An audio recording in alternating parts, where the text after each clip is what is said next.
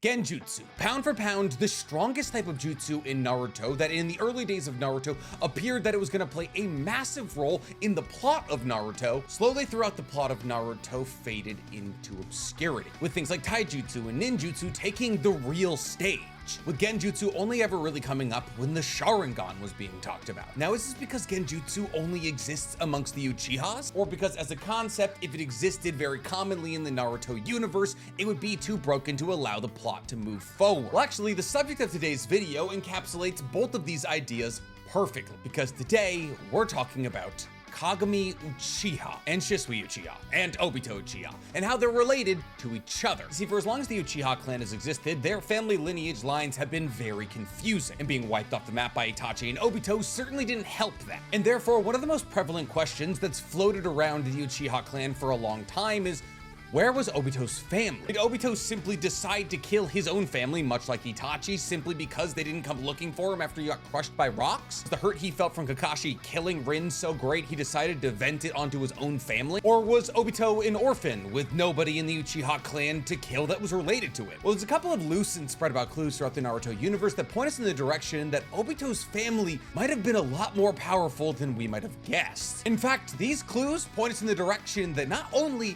are Obito and Shisui possibly brothers, but that Obito himself had the eyes of Kagami Uchiha. Sounds absolutely insane, I know, but stick with me for a little while. But before you lock me away in a padded room, guys, go ahead and like the video, subscribe to the channel, and hit that noti bell. And while you're at it, go ahead and subscribe to my other channel, The Weeb Commander, where we break down theories as crazy as this one for all other anime. And if you're feeling super generous, go ahead and follow my brand new podcast, Otaku's Anonymous, where me and Danny Mata break down everything that happened in anime this week, Naruto included. So, Obito, when it comes to his backstory, it's kind of a question mark. We know that he was around the same age as Kakashi and Rin, that he joined in their team under Minato, that he wanted to become the Hokage, that he wore goggles, that he was catching up with Kakashi, and that during the Third Great Shinobi World War on a mission to destroy Kanami Bridge, he was captured under rubble, where he was presumed dead after giving his one good eye to Kakashi. But as far as backstory for Obito goes, that's basically all we know. Much like with a lot of characters that are beloved within Naruto, who their parents are or what their childhood was like is kind of up in the air, because to 99% of characters in the Naruto universe, everything until you became a ninja is kind of irrelevant. So who were Obito's parents? Did he grow up in the Uchiha clan? Did he go to the Uchiha clan meetings? We don't really know any of this, which isn't great, but also leaves us a lot of room to speculate. And when asked the question, who is Obito's family, I can really only think of one answer, and that would be Shisui's family. Now, I'm not saying that Obito is a part of Shisui's family because they're both strong or because I want clicks. I'm saying it because the very little information we have about Obito's lineage points directly at Shisui. And in order to flesh out to you what that evidence is and how it draws connections between Obito and Shisui, we're gonna have to talk about Genjutsu. So you can rarely have a conversation about Genjutsu without bringing up Shisui's name. This is because Shisui is said to be the wielder of the strongest Genjutsu ever in Kotoamatsukami. And while I have my opinions on whether or not Kotoamatsukami is actually the strongest Genjutsu ever, it's still undeniable that Shisui is one of the stronger users of Genjutsu in the entire Naruto universe, and that Kotoamatsukami is a powerful Genjutsu and very unique in the way that it works. You see, Kotoamatsukami's uniqueness is kind of where we're gonna draw the similarities between Shisui and Obito. And I'll explain how Kagami, Shisui's presumed grandfather, works into all of this. I say presumed grandfather because while Shisui does say that he's a descendant of Kagami, he never says how far descendant. Timeline-wise and what we know about Kagami would make sense that Kagami would be Shisui's grandfather. Quickly go over Kotoamatsukami for those of you who haven't seen my 300 videos on it. Kotoamatsukami is a Genjutsu wielded by Shisui or anybody who has his eyes. And the way that this Genjutsu works is that without making eye contact, meaning that Shisui could be looking at the back of your head or he could have bandages across his eyes like Danzo, Shisui can look at somebody and place them under Kotoamatsukami. Now, Kotoamatsukami doesn't operate like a regular Genjutsu. You don't see crows, you don't become part of a tree, because Kotoamatsukami doesn't try to stop you in your tracks. Kotoamatsukami actually tries to accomplish the opposite. Kotoamatsukami is meant to keep you moving,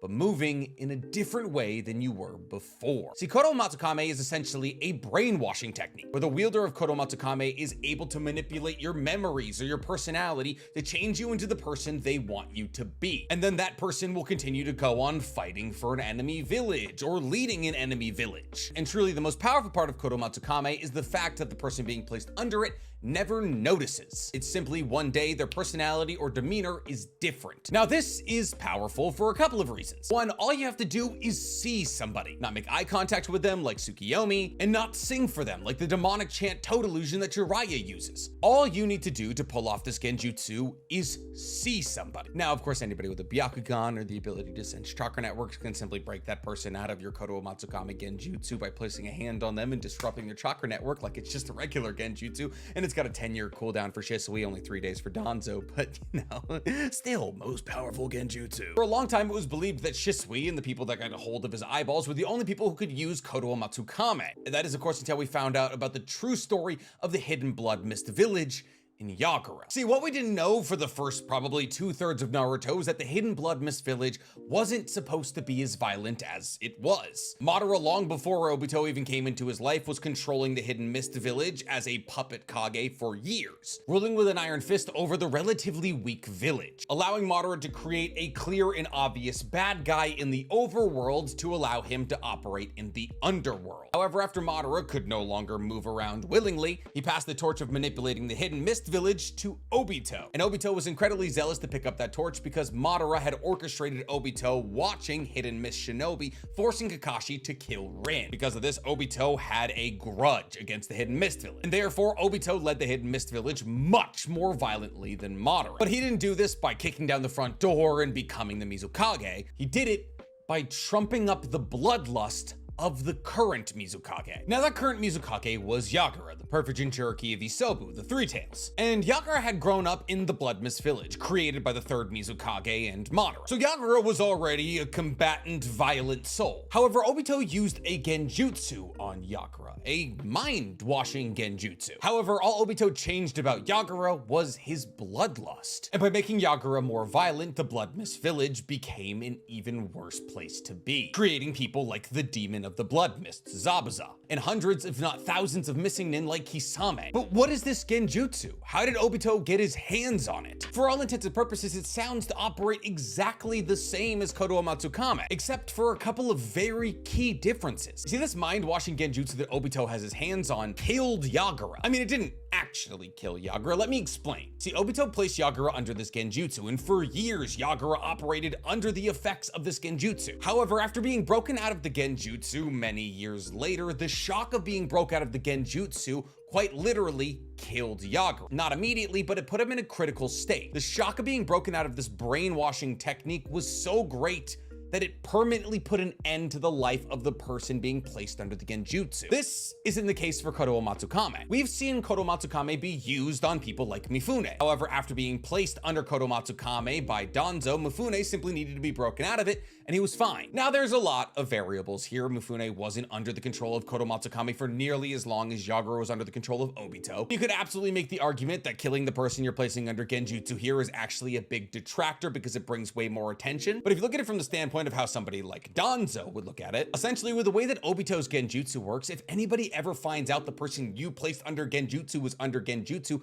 and tries to break them out of it, they die, and a dead man tells no tales. And here's the thing, we've only ever seen Obito use this technique once, and that was on Yagura. So there's a possibility that outside of the brainwashing aspect, Obito's Genjutsu shares a different similarity with Shisui's, that being the cooldown. Because if Obito had access to this level of Genjutsu, why wouldn't he use it against the likes of Minato or Hirose? Is it possible that this is the Genjutsu he used against Kurama? Unfortunately, we don't really know. The only true documented time we ever see Obito use this Genjutsu was against Yagura. But for the sake of explaining the fact that he wasn't using this Genjutsu every opportunity he could get, it's also safe to assume that this Genjutsu also had a cooldown. So now we have two similarities between Obito's Genjutsu and Kotoamatsukami. The third plot point that points us in the direction that Obito and Shisui might be related actually comes from the manga itself. Funade, when analyzing the situation that Yagura had been placed under a Genjutsu that was controlling him and is now basically killing him, speculated that the user of the Genjutsu must be related to Shisui and Kotoamatsukami. I think technically she implies that the Kotoamatsukami and this Genjutsu must be related, but I honestly can't remember if she says the people are related or the Genjutsu are related. Regardless, Sharingan abilities run in families. Sharingan abilities break into two separate categories: Eyes of Insight and Eyes of Hypnotism, with Kakashi having an Eye of Insight and Shisui having an Eye of Hypnotism. Sharingan abilities, while slightly individual, are also passed throughout families, which is why both Itachi and Sasuke have Amaterasu, and why Shisui and Kagami both have incredible eyes of hypnotism. So while yes, I know what you're gonna say. Well, Itachi had Tsukiyomi and Sasuke has Kagetsuchi. But quite honestly, the differences between their Genjutsu prowesses only furthers my point. See, certain aspects of a Sharingan's abilities are passed throughout a family. It's not like every brother, father, and sister are gonna have copy and paste techniques. There will be a vein throughout the family. For Itachi, Fugaku, and Sasuke, that was Amaterasu. We don't know that Fugaku had Amaterasu, I'm assuming. And for Kagami, Shisui, and possibly Obito, it was Genjutsu prowess, specifically variants of Kotoamatsukami. See, much in the same way as Fugaku, we don't know whether or not Kagami Uchiha had Kotoamatsukami. All we know is that Shisui, at the height of his power when he was being revered as the strongest Uchiha of his generation, stated that his power was nothing when compared to that of his ancestor, Kagami Uchiha. And considering the fact that the conversation about Shisui being the strongest Uchiha of his generation was in regards to his Genjutsu and Sharingan prowess, Shisui implying that Kagami was stronger is usually interpreted as Shisui saying that his Sharingan was stronger than Shisui's, which leads people to believe that Shisui either had an incomplete version of Kotoamatsukami or that Kagami had a somehow stronger version. So what does any of this have to do with Obito? Well, really, there's two ways you can look at this theory about how Obito acquired a brainwashing technique so similar to that of Kotoamatsukami. The first of which could be what we've talked about somewhat already, that Obito is somehow related familially to Shisui and Kagami. While the second is something we haven't quite touched on yet, that Obito could be in possession of Kagami Uchiha's eyes. See, we've already touched on the fact that I believe that Obito's brainwashing Genjutsu is stronger than that of Kotoamatsukami, especially if we think that Obito used that brainwashing technique against Kurama, implying that either the Genjutsu that he has a significantly shorter cooldown than that of Kotoamatsukami, or that having a half-white Zetsu cell body sped up the cooldown substantially. But the real question with this second theory is, how would Obito acquire Kagami Uchiha's eyes? The clear and obvious answer is that Obito, when helping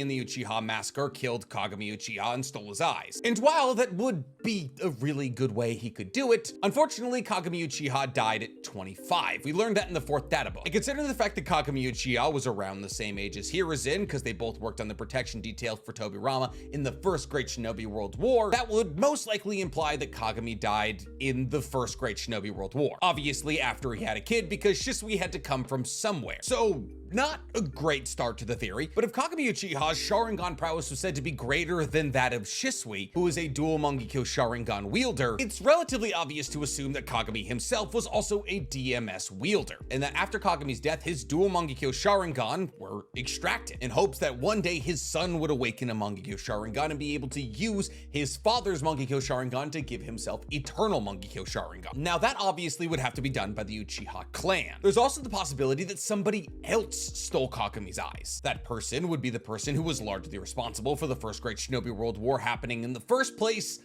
Madara. Think for a second about a fully realized Shisui. A Shisui that got to live to the age of 25 with his dual MS for years. And then add 10 to 20 to 30 to 50% of power to that. That is what Kagami Uchiha should have been. He was in the peak of his life and said to be stronger than Shisui by Shisui's own admission. Who in the ninja world, outside of possibly the Gold and Silver brothers, could have killed Kagami? Possibly a man who wanted to manipulate a weak village to make them more violent, to create a villain on the above ground so we could operate in the underground. Madara, understanding that Kagami Uchiha's Genjutsu prowess was the most efficient way to create a bad guy for the rest of the ninja world to focus on, decided to, in the chaos of the First Great Shinobi World War, kill and steal the eyes of Kagami Uchiha. He then used these eyes and their Genjutsu prowess to control the Hidden Mist Village for years. And when Obito came into his life missing one Sharingan,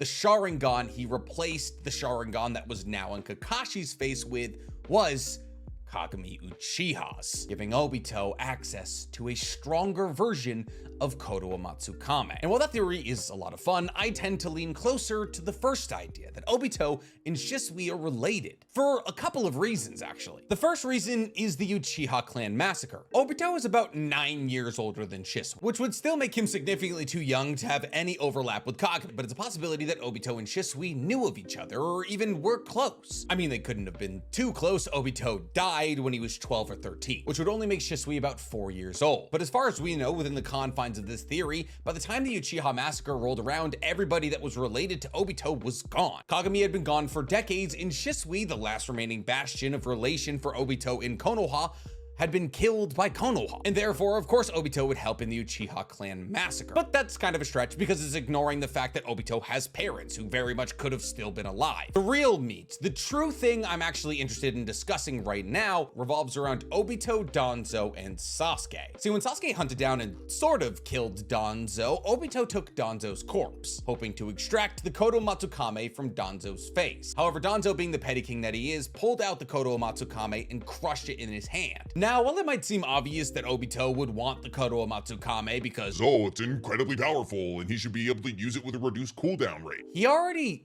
kinda had it. Ask yourself the question, why is Obito interested in Kotoamatsukami? Yes, there's the obvious and boring answer that with more Kotoamatsukami eyes, the cooldown has become even less long. As even if the cooldown was 3 days, he could swap out the eye he has with the Kotoamatsukami eye, and now it's a day and a half. Assuming he would just keep using it and going between the eyeballs, you get it. But that's boring, and also it doesn't sit right with me. What if instead Obito understood that if he got a hold of one of the Kotoamatsukami eyes, and merged it with his own, he would awaken an EMS. See, in order to awaken an EMS, you have to merge your MS with an MS of a family member. Now, we don't know how close that family member has to be. It can be your father, it can be your brother. We don't know whether or not it can be like your cousin, but that doesn't really matter because we have no way of knowing how close or how far apart Obito and Shisui possibly could have been related. The real important question is, why did he want a Kotoamatsukami when he already had something that was possibly better? And I know what you're saying, Nick, he basically already has an EMS because his healing factor given to him by the white Zetsu cells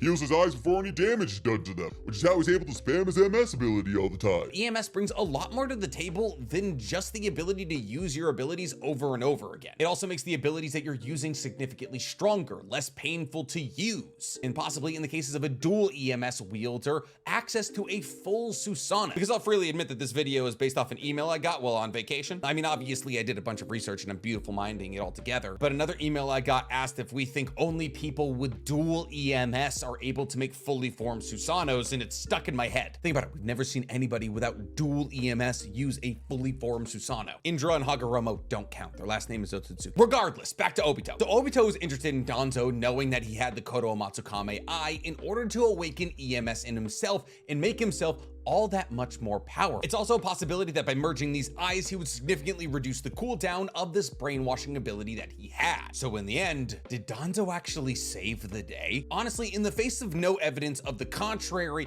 I find it hard to believe that Obito and Shisui weren't related to some degree. Considering the lineage of Sharingan abilities and how they're passed throughout families, and the fact that Tsunade herself, one of the smartest people in Naruto, especially when it comes to medical ninjutsu and deducing what's going on in people's bodies, made the assumption that Obito's Genjutsu and Kotoamatsukami are related, it seems not only weird, but also a little bit boring to assume that Obito and Shisui aren't either related or Obito took Kagami's eyes. But when it comes down to those two theories, guys, which one do you like the most? Do you want Obito and Shisui to be brothers or cousins or second cousins? Or do you want Madara to be the person who wiped Kagami off the earth at the age of 25 and passed down his incredibly powerful Genjutsu eyes to Obito? Tell me in the comments below, and while you guys are down there, please, for me, like this video, subscribe to the page, and hit that noti bell. The problem with having a publicly accessible email is that while like 2% of the emails I get are really cool ideas that I can make YouTube videos about them, the majority of them are just really dumb questions about like, if Gojo bangs a girl with infinity on, is that technically intercourse? and I